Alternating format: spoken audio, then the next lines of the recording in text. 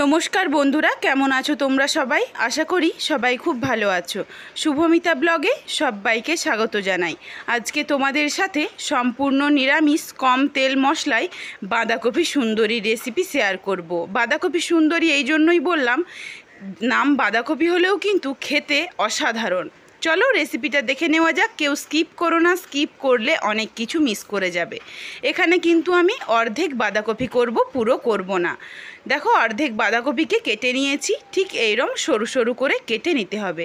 এখানে আমি কেটে ধুয়ে পরিষ্কার করে রেখে দিয়েছি ঝুড়িতে, জলটা যাতে খুব ভালোভাবে ঝরে যায়। এইদিকে কড়াই গরম করে দিয়ে দিয়েছি 2 কাপ পরিমাণে জল। জল গরম হয়ে গেলে দিয়ে দিলাম পরিমাণ মতো লবণ আর দেব পরিমাণ মতো হলুদের গুঁড়ো। জলটা এই জন্যই দিলাম, এই অফ সিজনের বাঁধাকপি কিন্তু খুব ভালো সেদ্ধ হয় না, এই জন্য জল দিয়েই আমি সেদ্ধ করব।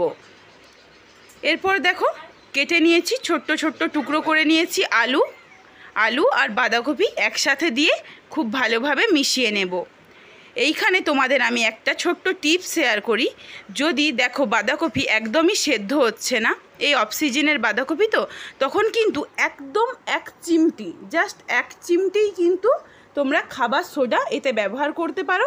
একদম কিন্তু তাহলে বাঁধাকপি নরম হয়ে যাবে। 1 চিমটির কিন্তু একটুও বেশি দেবে না, দিলে কিন্তু একদম আলু সেদ্ধর মতো পুরো ঘেটে যাবে। এই জন্য খুবই সামান্য খাবার সোডা ইউজ করো। আমি কিন্তু এখানে খাবার সোডাটা ইউজ করিনি, তার কারণ আমি বাঁধাকপিটা দিয়ে দেখলাম এমনিতেই খুব ভালোভাবে সেদ্ধ হয়ে গেছে। একটু সময় নিয়ে সেদ্ধটা করে নিয়েছি। খুব ভালোভাবে দেখো নেড়ে চেড়ে, অনেকটা পরিমাণে জল রয়েছে, খুব ভালোভাবে জলটাও শোকাবে, আমার সেদ্ধও হয়ে যাবে। এই সময় কিন্তু একদম লো ফ্লেমে খুব ভালোভাবে সেদ্ধ করে নিতে হবে। এইদিকে দেখো, আমি 1.5 টেবিল স্পুন পরিমাণে আদা কুচিয়ে নিয়েছি, বেটে নেব।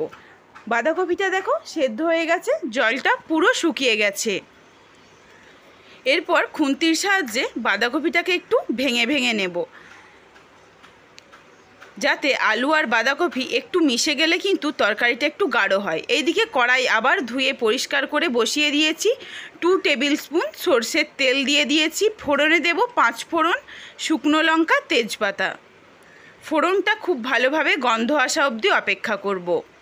ফোড়ন খুব ভালোভাবে হয়ে গেছে। এরপর 2টো মিডিয়াম সাইজের টমেটো কুচিয়ে নিয়েছি, 2টো টমেটো কুচি দিয়ে দিলাম। পরিমাণ মতো লবণ দিয়ে দিলাম, যাতে টমেটোটা খুব ভালোভাবে নরম হয়ে যায়।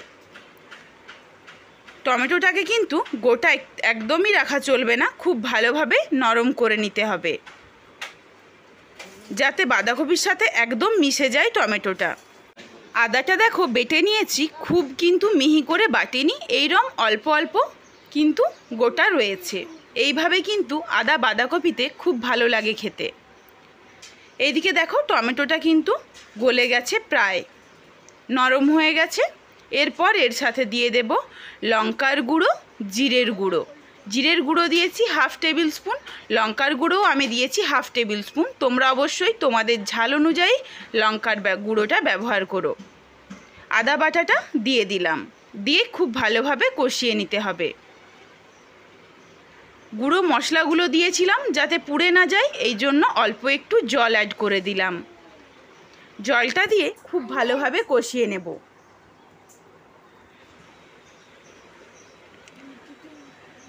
তেল কিন্তু ছেড়ে দিয়েছে, মশলা খুব ভালোভাবে কষানো হয়ে গেছে। এরপর এতে আমি 1 টেবিল স্পুন চিনি অ্যাড করছি। বাঁধাকপির নিরামিষ তরকারিতে কিন্তু চিনি না দিলে ঠিক ভালো লাগে না, এই জন্য তোমরাও যদি চাও চিনিটা অবশ্যই অ্যাড করো, যদি না চাও তাহলে স্কিপ করো। দেখো খুব ভালোভাবে তেল ছেড়ে দিয়েছে। এরপর এখানে আমি বাঁধাকপি সেদ্ধটা দিয়ে দিলাম। আলুটা এরম ছোট্ট ছোট্ট করেই কাটবে, যাতে বাঁধাকপির সাথে খুব ভালোভাবে মিশে যায়। এরপর বাঁধাকপিটাকে এই মশলার সাথে দিয়ে 2 মিনিট কষিয়ে নেব।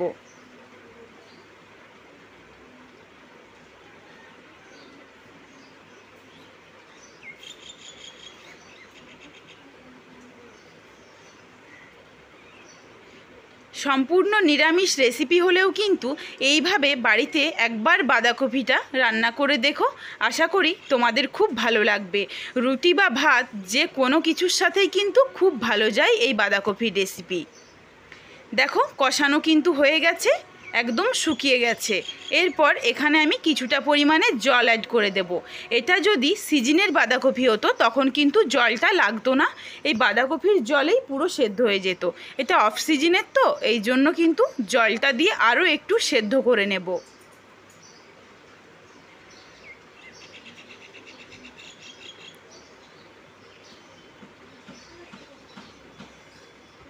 এরপর ঢেকে একটু আবারও 5 মিনিট মতো রান্নাটা হতে দেব। দেখো খুব ভালোভাবে ফুটে উঠেছে, এরপর আমি ঢেকে দিচ্ছি।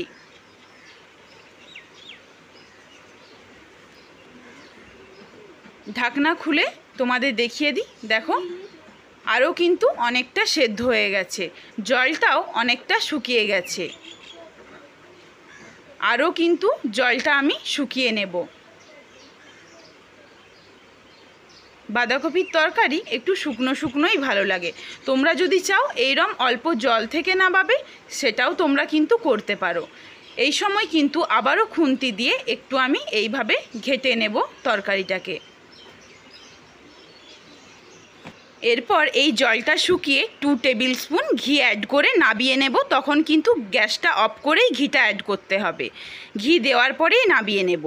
আমার এই রেসিপিটা তোমাদের কেমন লাগলো অবশ্যই কমেন্ট করে জানিও। যদি ভালো লাগে লাইক করো, শেয়ার করে বন্ধুদের দেখার সুযোগ করে দিও। নতুন ও পুরনো বন্ধুদের অনেক অনেক ভালোবাসা রইল।